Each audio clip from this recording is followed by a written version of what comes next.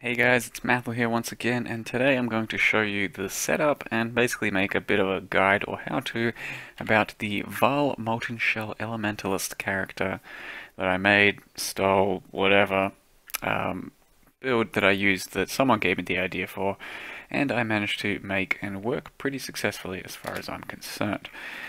It is a witch, it is an elementalist. I hit level 93 with this character, and the entire basis behind the character is using Val Molten Shell, which does an absolute shitload of fire damage, but converted to chaos with these two consuming darks, every time you take damage. So every time I take damage, a 30k to 45k Val Molten Shell goes off, and the way to trigger this damage is to use Scolds Bridle. Scolds gives you 400% of your mana cost dealt to you as physical damage every single time you do anything with any skill. Our skill of choice for triggering it is Flame Blast. Now Flame Blast actually takes away damage from your life every single time it charges up. So for every single stage, it goes right from 1 through to 10, and then as long as you hold it on, it keeps damaging you and thus casting more Val Molten Shells. Now with that I use a couple of Orion pieces just to reduce the mana cost a bit so that it's not actually doing a significant amount of damage, it's just more or less triggering the Val Molten Shell. So the entire build revolves around getting your Val Molten Shell up and then casting Flame Blast or Whirling Blades, because Whirling Blades, same thing, will cost you 6 mana there, damages you for something like 24. Every time you use it, thus triggering a Val Molten Shell, so that every time you Whirling Blade, you are Val Molten Shelling for an absolute buttload of damage. Or, this is your single target, and that's what it looks like. So it gets pretty crazy. And what the build actually looks like is just diving through things like that. And since we are an Elementalist, we have Prolif, all kinds of cool Ignite and Shock and everything, which I'll talk about just shortly. And the Flame Blast in the build serves to set up your Val Molten Shell to enough charges to actually be able to use, and then also give you the single target you need during heavier boss fights, or just whatever. Essentially you can just sit here and obliterate anything that comes near you, and it works pretty well. We scale AoE so that you can also get better Prolif, better Val Molten Shell procs, all that. So that's the basis of how Val Molten Shell build works. You typically want a Scolds, and you just want a Val Molten Shell attached to a few other goodies, which I'll talk about in just a second. But the basis around this build is Elementalist, so not only do you use the Val Molten Shell, you also take certain Elementalist nodes to make it stronger and give you better clear speed and just a stronger character. So Elemental Conflux right there will pretty much always be up during a map, and it means that your chaos damage or any damage you deal will then ignite, shock, and chill, and it'll do that based off of the damage, how high you're hitting with that damage. So if you deal 50% of a monster's life with your chaos damage while Conflux is up, it's going to be shocked for pretty much the duration of its life. Or it will deal a really big ignite. So you can get some rather good burn, rather good shocks stacking from your Val Molten Shell while Conflux is up. Now bear in mind that's only really going to happen when you kill things, because it's a 20% chance for 4 seconds when you kill an enemy.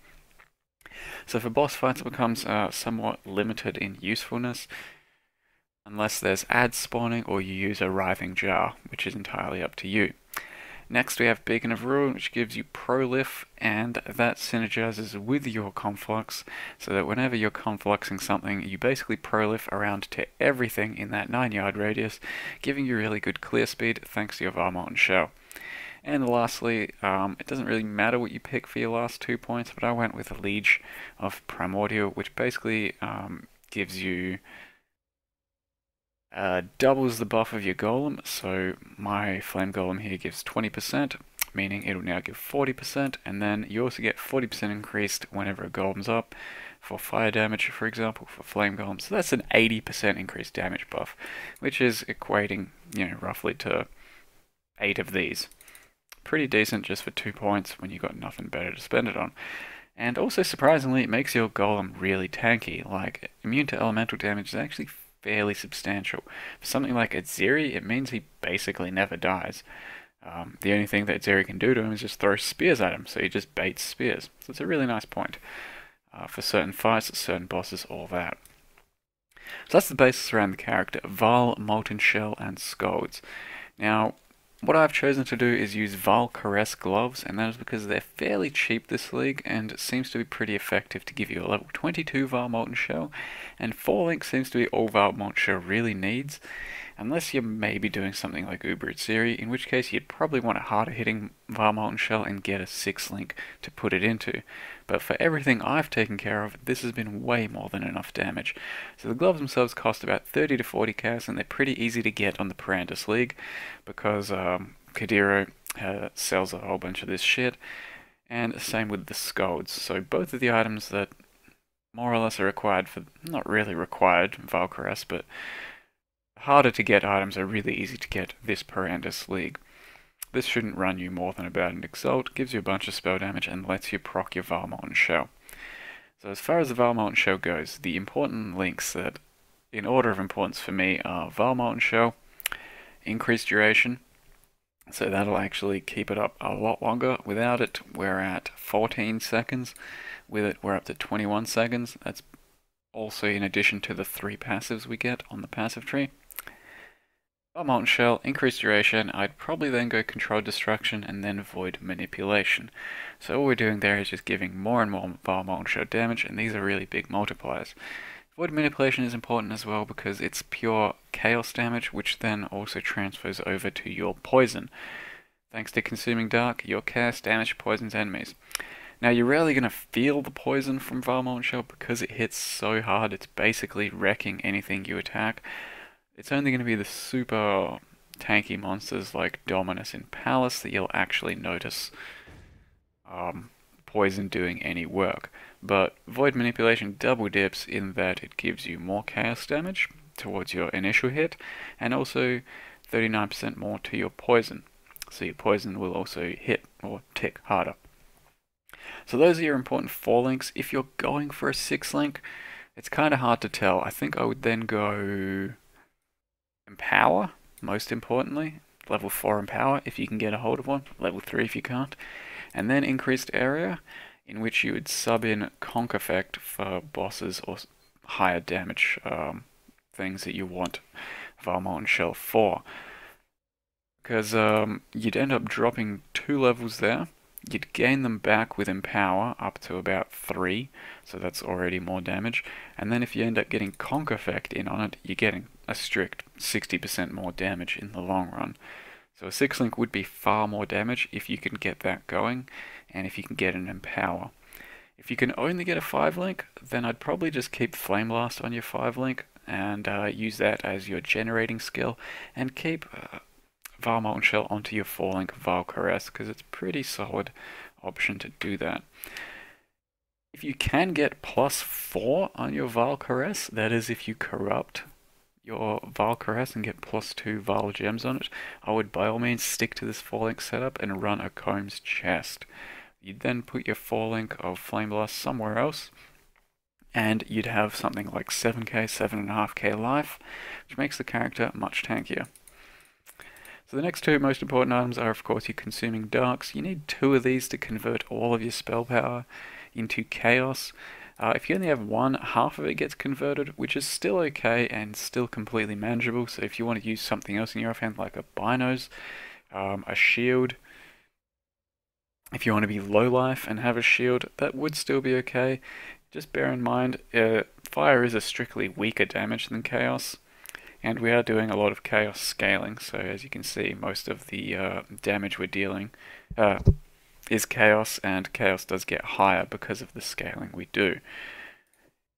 But it is doable without 2 of them if you really want. Just bear in mind, fire damage is worse, and resistances have to be taken into effect. If you don't go any of them, you are purely fire damage. At that point, you have to start worrying about things like curses for fire penetration or fire penetration gem. Now, it is completely doable, but I think part of the strength of this build is being 100% chaos, and then ignoring like all map mods and resistances and just being able to poison things. So keep that in mind. Now the chest I'm currently using is a carcass jack. I'm not sure the AoE is really that necessary. It's good to have, but I've kind of lived without too much AoE for the most part. And if I could get +4 on my gloves, I would definitely go a Combs chest. That's what I've been trying to do, either get +4 on the gloves or a 6-link on my carcass jack. Whichever came first, I was going to commit to a Val Molten Shell, to one or the other. If I had a 6-link, I would be very happily doing a 6-link Val Molten Shell. Beyond that, like I said, you need a bit of Aerion minus mana stuff. It's not too important how much you get, because even at this point my Flame Blast on a 4-link costs 4 mana. It's pretty much 100% sustainable, as you can see, so it's not a big deal. As long as you're not running a Curse Immune map, and Curse Immune plus no regen kind of shafts you, because then you really have to worry about your mana somehow. Otherwise, you earn back any mana you use from Warlords anyway.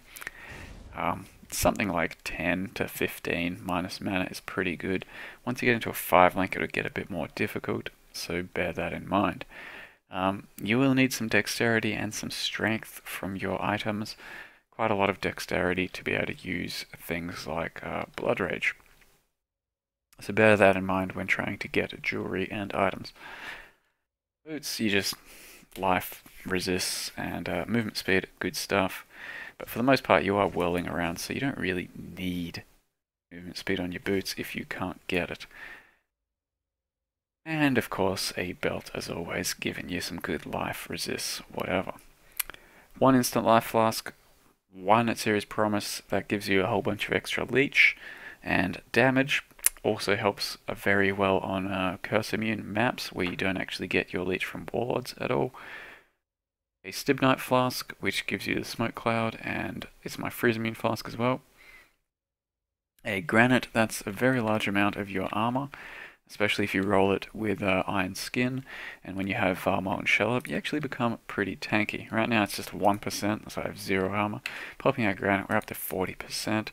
If you have Val Molten Shell as well, we're probably up to about 50% reduction.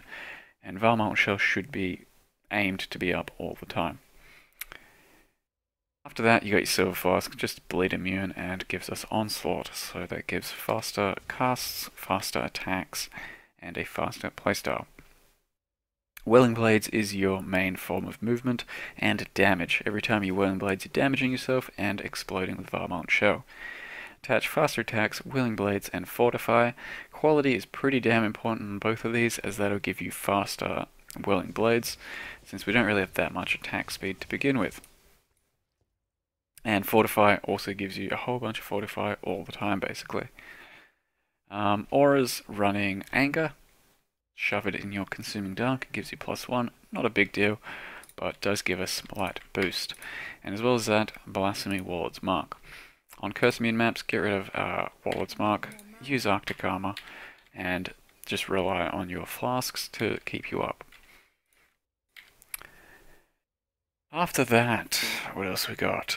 Flame Dash, that's just a jump over ledges and shit, but rarely used. Wither Totem, actually really useful. So have Wither attached to Spell Totem and faster casting, and that gives you a very large amount of increased damage as it attacks more and more, and also slows down the enemy quite substantially. So Wither Totem, I found, has been very useful in this setup. Do not underestimate how good it is. Beyond that, Blood Rage. It's kind of tough to keep going, but it gives you a whole bunch of extra attack speed. With the frenzies that I currently have, I get 36% attack speed from Blood Rage. 4 frenzies, 20% attack speed on Blood Rage. That's 36% attack speed, which gives you a much faster Whirling Blades, much faster clear speed. As well as that, you also get 16% actual damage from the Blood Rage. Now it does of course degen you a bit, and we only get Valpact when we're doing the really high level maps and bosses. So up until level 93, I wasn't using Valpact at all. Meaning I had 0.8% regen there and 1% there, which takes care of half of Blood Rage, so it doesn't hurt all that much. But your Warlord's Mark should be basically keeping you topped up all the time anyway. I do believe that's all I need to mention for gems, except for Flame Blast. Flame Blast I have attached Controlled Destruction, Void Manipulation, and Faster Casting. So that gets you your 10 stacks pretty quickly. But bear in mind, Flame Blast is mostly there just to help you out with getting enough Vile Molten Shell. If you're going to go for a 5th link on Flame Blast, I would go Increased Area. If you're going for a 6th link, Empower, maybe Conk Effect. But I'd rather have an Empower and get Aura added Chaos, and then get Conk Effect swapped in for Increased Area whenever I wanted to. That's all there is to know about the character itself at the moment. Resists are pretty damn easy to cap with the current gear I'm kind of wearing. You can overcap them for early weakness as you please, since your ring slots are fairly flexible. As far as the passive tree goes, in the end I have about 200% life, so it's a very tanky capable build of being built.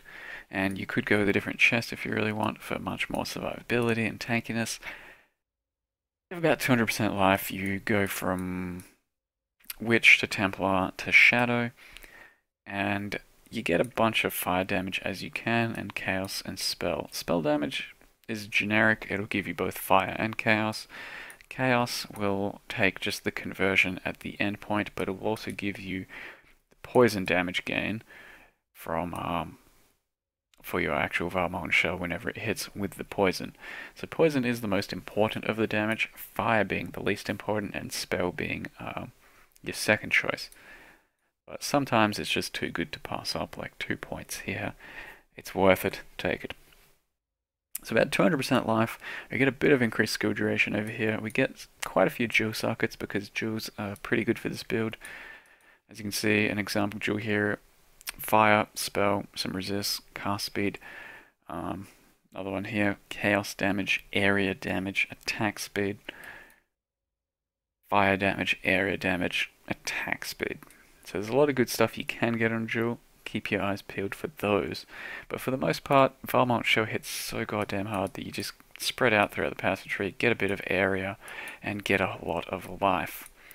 Now, if you want a leveling tree for this build, one thing I will mention is bandits are, for me, I went with life from normal, attack speed from cruel for my whirling blades, and Frenzy Charge in Merciless, also for Whirling Blades and damage. Now this is what the passive tree looks like for me when you don't have Vile Pact, which is almost always 111 points, and I can show you exactly what I would pretty much do for leveling, I do believe. So you'd essentially start as a witch, you'd go right up here. Let me save this real quick, and yeah, let me try and see if I can get the leveling going for you. Start as a witch, straight up there, up there. Next, I'd go Blast Radius and I'd grab all of that. Probably just that there. From then, I would definitely move on to the Templar tree, which goes right there, there, there, there. That's a little bit wrong. There. Once I have that, I'd probably grab that, and then I think I would make my way down to the Shadow tree. Probably grab that, through there, there, and there. That's basically your staple as leveling up. After that point, you're going to be looking to get some life and cut down on some of your travel. So I'd probably start going this way, probably grab that. And now that you're there, you've cut down on almost all your traveling, you just start filling out as you see fit. If you want more life at the time, get more life. Which is basically all we have left to do anyway. Or if you have some good jewels, then start filling out your jewel sockets. And in the end, we're bam. Don't forget to grab the increased duration nodes though. Try and get Conflux as soon as possible. Once you get it at level 30-ish, it's amazing to level with. You will love it. It really starts to ramp up though once there's a lot more monsters, which is something around the Merciless area. Cruel to Merciless. Normal doesn't have too many monsters, so you won't keep up conflicts all of the time, but it is amazing to have, especially when you get Beacon of Ruin, which synergizes amazingly. I don't know what else there is to say. I think that just about covers the entire character and all you need to know about it. Playstyle is pretty damn good. You can run almost every single map mod comfortably. Some are a little uncomfortable, like immune to status ailments. Curse immune's never fun, but you can do it. Temp Chains keeps up your Varmon shell a lot longer, so even though it's annoying, it's actually pretty beneficial for you.